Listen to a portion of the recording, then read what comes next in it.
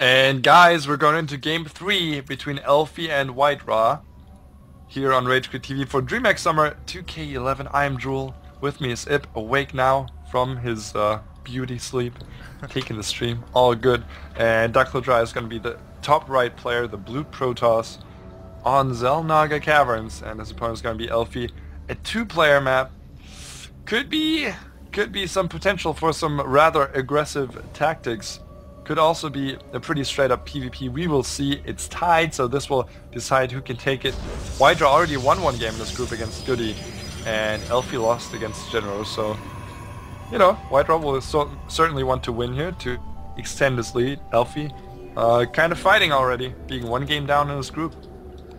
Yeah, if you lose 2 games, you can still get a spot in the DreamHack tournament. However, you're not guaranteed. If you only lose 1 game, you are guaranteed to be in not the final grid, not the finals, but that big tournament at the end of these group stages.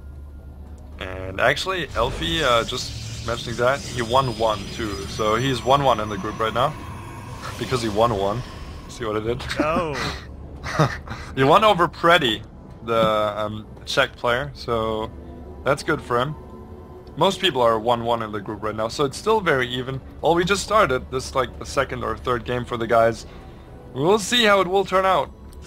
And I'd like to point out, Elfie is one of those very good players. He is just not well known. And if this was any tournament, like online tournament, I would say it's just fine being unknown. But if this is Elfie's first major LAN, he could be having serious nerve issues. Because playing at a LAN is not like playing at home. Playing at home, you have your temperature set to where you're comfortable, your same chair, same height, and everything. Those Koreans, you see them even come out with like rulers and get everything in precise locations. But yeah, it's just not your home style. And if you're not Elfie, used to though, that, was in Warcraft 3, so I'm not sure how successful he was, but he's definitely known. So maybe that resolves that issue too. But yeah, it's a good point. Nevertheless, we will see how he can do here and if he can close this down. Duckload.White-Ra again with the 2-gate has become a standard build. Artosis has made a very nice tutorial about this build on his YouTube. You can check that out if you want, because that is definitely what made this a bit more popular. And what's Elfie doing? Is he going to 4-gate over again? It looks like it. yeah, it does look like that. And that 2-gate build even stronger in patch 1.3.3. This was to hold off the old 4-gate. Back when I think it was 140-second build time, now it's 160-second build time, so it's even stronger now. Yeah, definitely. And we do see a chrono boost on the gate, on the cybercore this time for White-Ra.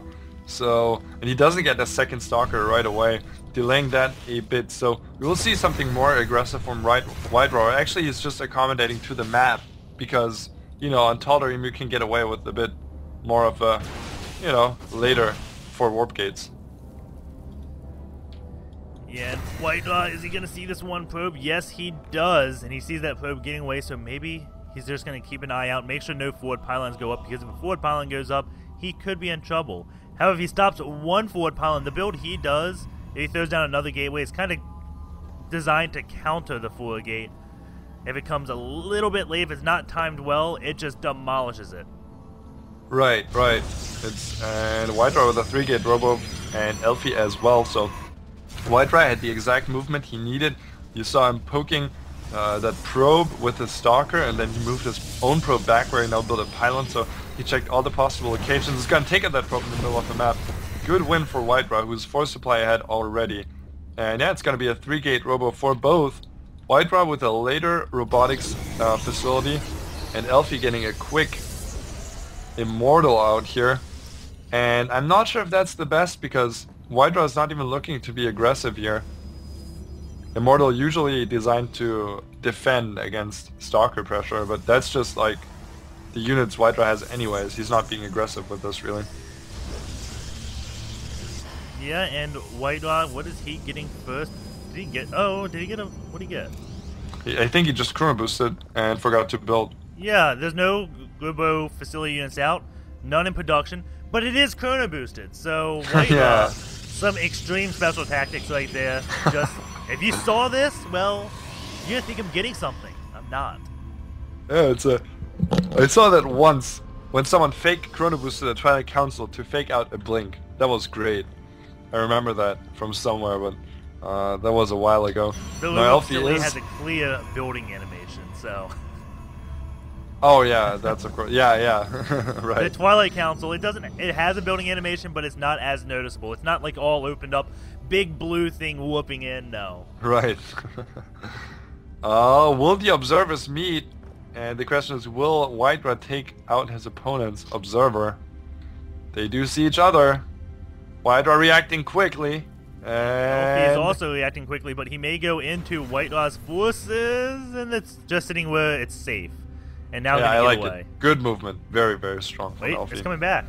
Yeah, whenever he's moving out, White-Ra sees it, and he's like, okay, oh, I'm not going there. Now he could go. Yeah.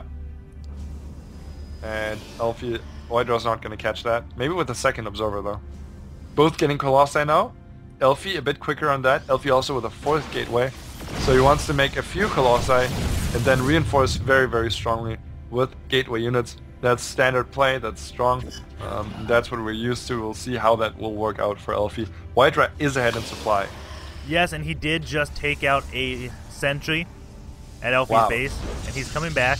That probe did see the pylon, but you know what? The pylon saw the probe, and it's going to build a forward pylon, but White-Ra says no! Take it out. I don't even think that was cancelled. Me neither. And White-Ra has 0 units lost in this game. He will now take his first 50, and oh! He called out of position, but his zealots are coming in. Sentries throw that Guardian shield up, and it looks like White-Ra does come just in time. That Immortal, though, is doing a lot of damage. There's a lot of zealots for White-Ra out. Can't avoid that Colossus. Both Colossus go down at the same time. Lots of zealots are out, and Stalkers for White-Ra. I think he's gonna clean this up. Yeah, way too many units for White-Ra at this point. He's gonna reinforce with another Colossus. Elfie is gonna build one too. Oh, Elfie actually warp prism it's up. Elfie's turning the tides, feeling, you know what, I go special tactics on you. Warp prism is coming out for Elfie. White-Ra is expanding. 65 food to 32 food. Ouch. And that's reasonable by Elfie. I mean, what's he gonna do? He basically just lost the game. So if he wants to stay in, which he wants to, because, I mean, this is the ace game, he basically wants to make sure that he goes out in style. He sees the Warp Prism. Is he going to turn around and take it out? No. He's not going to get it. No blink, but still, I mean, White-Ra can just defend against it so easily. And White-Ra can just A-move into Elfie's main now as well. I'm not sure what the deal here is. He could just warp in to defend against the Warp Prism. He wants to catch up to it, and that Colossus is running away. Even though you think the Colossus could just headbutt the Warp Prism out of the sky. I mean, look at that. He's taller than it. He is taller than that Warp Prism. He could headbutt it if he wanted to. I would not be surprised to see a quick second observer here from White-Ra. No, actually he's making Colossi, so he's confident this is not DTs. And White-Ra does have a probe down behind this mineral patch, so he can see when Elfie expands. He is expanding himself, so if he knows he goes on 2 base, sits for a while, he's going to win. He doesn't know that he is almost double his opponent's food right now. I'm actually pretty sure he has a good idea of how far ahead he is, but he just doesn't want to press the issue. He wants to play it safe. I mean, he could lose this game too, like, after all. It's game 3 for him too, so he just plays it very safe. He's far ahead, he's expanding, he can't get his economy up, there's nothing. No way that Elfie can punish him, so it's definitely not a mistake to play it like White-Ra does right now. And he's now confident, there's no DTs coming. Here's the Warp Prism gonna come in, but... Elfie's behind on the Zealot count, the Stall count, and the Colossus count, and he's putting on pressure. This man has balls of steel and a lot of trust in his units. At the same time, his Warp Prism gonna try to do Zealot bombs, but White-Ra whooping in some Zealots of his own to defend against that. And here we go, White-Ra is gonna move out. That forward pylon, no longer a pylon, gets taken out, and White-Ra, I think, may just A-move. No, he's gonna A-move back. He doesn't even need to. That's the cool thing. Like, if you're ahead, get more ahead, right? So that's what White-Ra's doing right here. Still Zealots in this mineral line to be ready for Elfie's Zealots. Elfie will try to micro them with the Warp Prism.